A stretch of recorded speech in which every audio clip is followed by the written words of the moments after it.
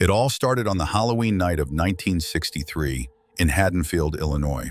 The streets were full of kids in costumes, candy, and carved pumpkins. But inside one quiet house, something horrible happened. A 6-year-old boy named Michael Myers put on a clown mask. He didn't go out for candy.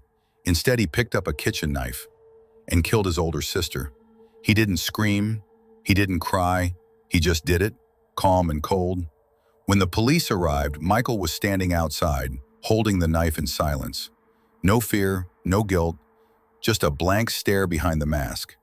He was locked away in a mental hospital for 15 years. He didn't say a single word, not even a whisper. One doctor, Dr. Loomis, spent years studying him. What did he find? Nothing, just darkness. He called Michael pure evil. Then came Halloween night, 1978. Michael, now 21, escaped. He didn't talk or run, he just vanished. The next day, he returned to Haddonfield, wearing dark coveralls and a pale white mask. That mask was actually a repainted toy store mask of Captain Kirk. The empty eye holes and blank face made him look like death itself. He followed babysitters and teens. He watched them from the shadows, behind bushes, from windows, across the street. One girl caught his attention, Laurie Strode. He attacked. Laurie survived. Dr. Loomis shot him 6 times. Michael fell off a balcony, but when they looked again, he was gone. The second Halloween movie, 1981, begins right where the first one ended. It's still Halloween night. Michael Myers has been shot 6 times and has fallen from a balcony. But he gets up. He's wounded and limping, but that doesn't stop him. He keeps going. This time he finds his way to a dark, quiet hospital where Laurie Strode, badly hurt, is being treated. She doesn't know it yet, but Michael is still after her, and we soon find out why. Laurie isn't just another girl. She's his sister. That's the twist. He's not just picking victims at random. He's following his bloodline. Something inside him is pushing him to destroy his own family. Michael looks more frightening now.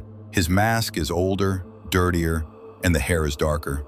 His movements are slower but more brutal. He moves through the hospital without a sound, killing nurses, doctors, and guards. He never speaks. He doesn't stop. Even bullets barely slow him down. In the end, Laurie manages to shoot him in both eyes. Blood pours from the mask, but Michael keeps coming. Dr. Loomis steps in and lights the room on fire, causing a huge explosion. Anyone else would have died in that fire, but not Michael. Because Michael Myers doesn't die. This one is very different from the other movies. This time, Michael Myers isn't in it. Not really.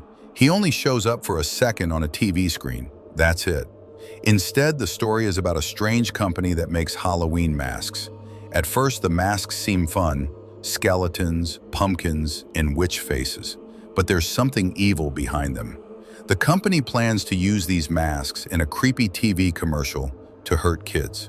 When the commercial plays and kids wear the masks, horrible things happen. Their faces melt, bugs and snakes come out.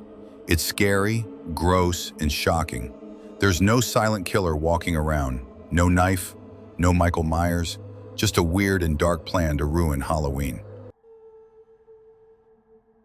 10 years after he was burned in a hospital explosion, Michael Myers wakes up during a transfer to another hospital.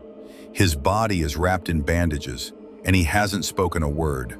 But when he hears that Laurie Strode has a daughter named Jamie Lloyd, something changes. Michael kills everyone in the ambulance and disappears. He returns to Haddonfield. This time he's hunting Jamie, his own niece. His mask looks different now. The face is longer, the hair looks slick, and under certain lights it even looks pink. But Michael's silence, his stalking, and his brutal killings are all the same. He moves through the town quietly, killing anyone who gets in his way.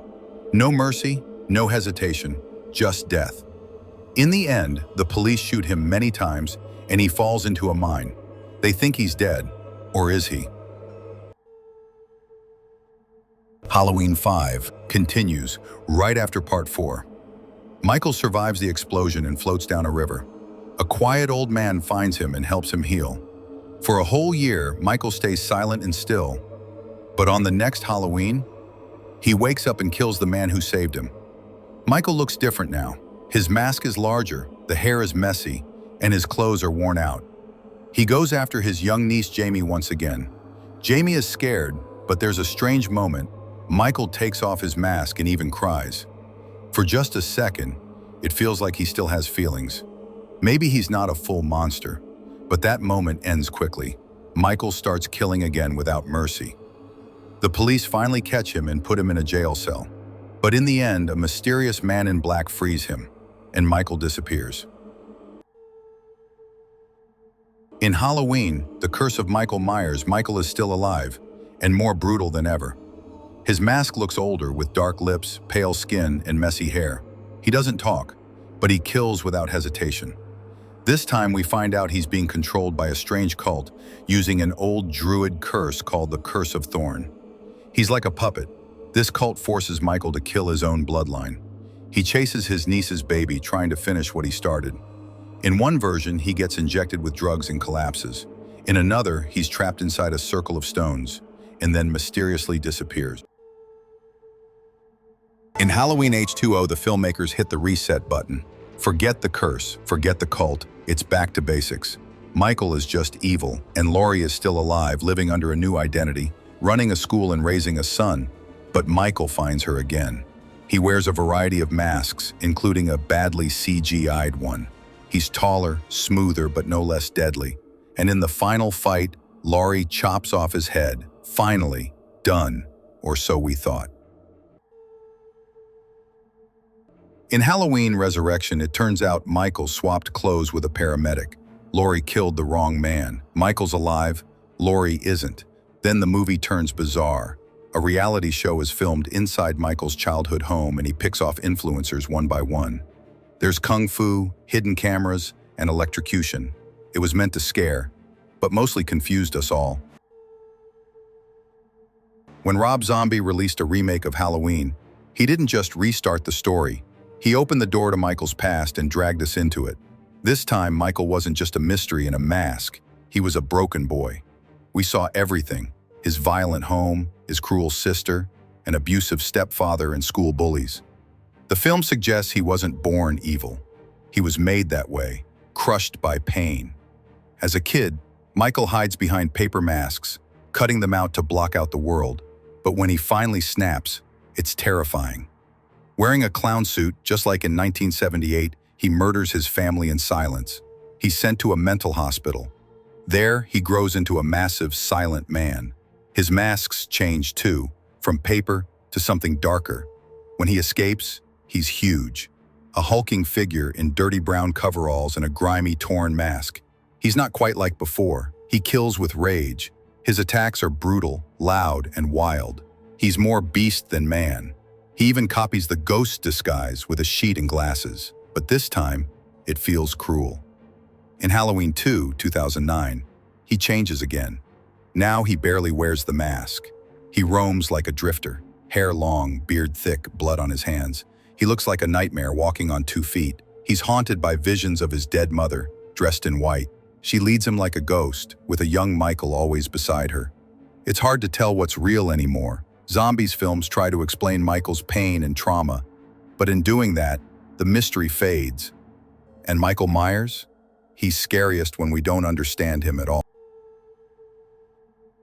40 years after the original Halloween, the story was reborn, and everything after the first movie was erased. No curses, no secret siblings, just one night, one killer, and one survivor. Michael Myers has been locked in a mental hospital for decades. For 40 years, he hasn't spoken. Not a word, not a sound. But behind those cold eyes, the evil never left. When he finally escapes during a prisoner transfer, he's older, but no weaker. His new mask is cracked and aged, like it's soaked in time. His coveralls are darker, but his silence is exactly the same. Laurie Strode, once a terrified babysitter, is now a survivor who spent her whole life preparing. She's built her house like a trap, waiting for the night he returns. And he does. Michael walks back into Haddonfield, carving a bloody path. But this time, Laurie fights back. She traps him in her burning house, locked in the basement. A fire surrounds him, The shape is trapped, but deep down we know, fire isn't enough to put Michael down. Halloween Kills, 2021, picks up right after the burning house finale of the 2018 film.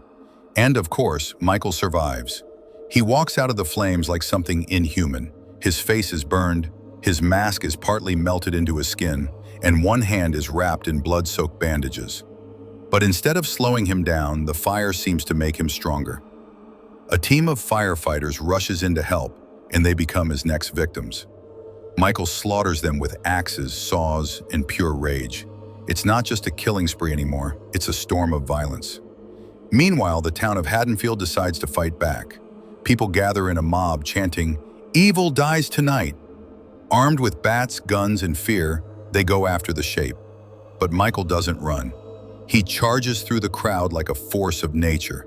Every time someone tries to stop him, he cuts them down. The more they fight, the more he kills. And in the end, when they think he's finished, he rises again. He finds Laurie's daughter, Karen, and murders her in cold silence. Nothing when he does. Then he vanishes, gone like smoke. Halloween Ends tries to bring final closure. Michael is now weak, old, hiding in a sewer. His mask is covered in moss, and he looks like a ghost that forgot how to die. Then comes Corey, a local outcast blamed for a child's death. Over time, he begins to mirror Michael. The town treats him like a monster, and he starts becoming one. He puts on Michael's mask, he kills, but he's not the shape. Michael eventually reclaims his mask, but now he's too weak to finish the job. Laurie overpowers him. She stabs him, pins him down, and, along with the entire town, throws his body into a shredder. His mask is removed. His body is gone. Finally, it's over. Or is it? If your skin crawls, be sure to click like and subscribe for more.